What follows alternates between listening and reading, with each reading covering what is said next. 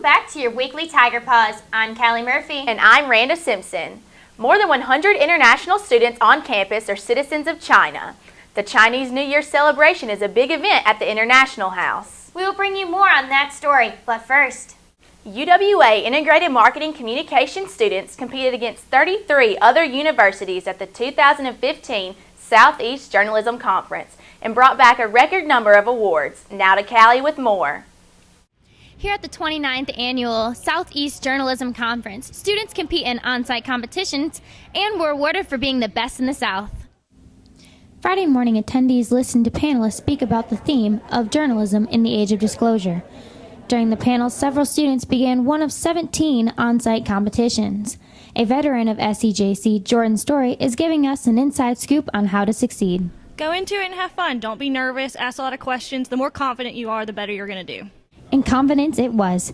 Later that night, awards were given for earlier submitters for the Best of the South.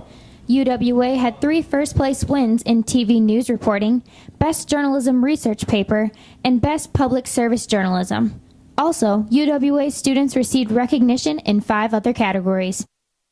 With the awaiting of the on-site competition awards ceremony, we spoke with Cody Easterling, a first-year competitor, to see what he will take home from SEJC. My favorite thing about SEJC was definitely mingling with my peers and being around them. I don't get to see them daily, so being here and talking to them and getting to know them and getting some awards makes it awesome. Awards were surely an exciting moment for UWA as Jordan Story, Kadarius James, John McClung, Callie Murphy, and Ashley Winters placed respectively in each of their on-site competitions.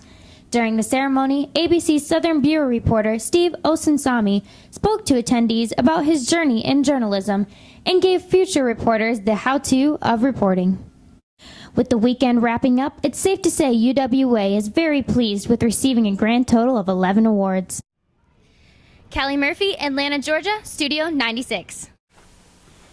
Also in campus news, AST held their annual Rockathon event. The philanthropy event is a series of fundraisers that last throughout the night to support the Make-A-Wish Foundation. AST members must rock in the rocking chairs at the sub for 12 consecutive hours. A Chick-fil-A sale and a DJ party complete the fundraising activities. Sharing the space with AST, the Sumter County Relay for Life kickoff event was held in the sub lobby on Thursday night. 14 teams registered for the main event that will be held on May 1st. Teams interested in participating in this year's relay can attend the next registration event on March 19th at 5 p.m. in the sub lobby. Now for our top story. UWA boasts 142 international students, with more than 100 of those students coming from China. The Chinese New Year's is the largest celebration at the UWA International House.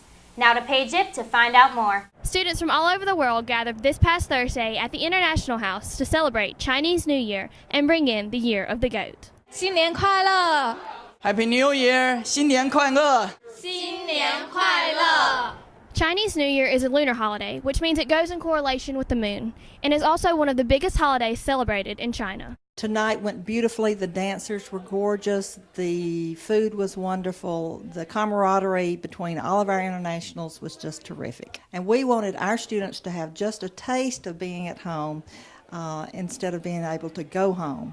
But we wanted them to feel at home at UWA. I never imagined the international program can build a Chinese Spring Festival for us. Paige Ip, Livingston, Alabama, Studio 96. Thank you, Paige. Each February, the Alabama Forestry Commission gives away seedlings to members of the community. The event promotes sustainability through the giveaway of a variety of seedlings like oak, river birch, pine, and crepe myrtle. The forestry agency aims to benefit the local economy. Members of the UWA women's soccer team served as volunteers for the event. The volleyball team also participated in community service this week through a volleyball camp for UWA campus school students. Friday's event consisted of fundamental drills for children ranging in ages from 3 to 6. Also in sports news, the men's basketball team defeated Delta State in the first game of the GSC Conference Tournament on Tuesday. They will play in the semifinals Friday night against West Georgia in Birmingham. We interviewed Coach Sharp to find out more. Yeah, you feel good about the job that you're doing, and there hasn't been much. If you look in the history books, there hasn't been much tradition here in men's basketball and it just kind of makes you feel like, boy, you know what, maybe we're on the right track and maybe we're doing things the right way.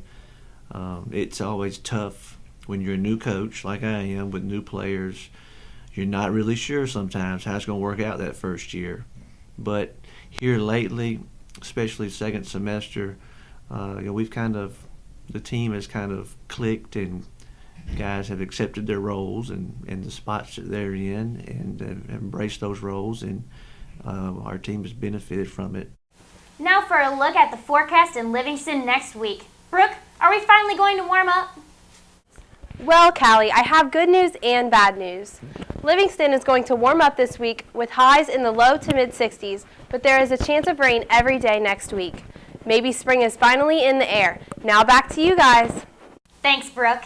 That does it for this week's Tiger Paws. Join us next week to find out more about your new SGA officers. I'm Callie Murphy. And I'm Randa Simpson, Studio 96.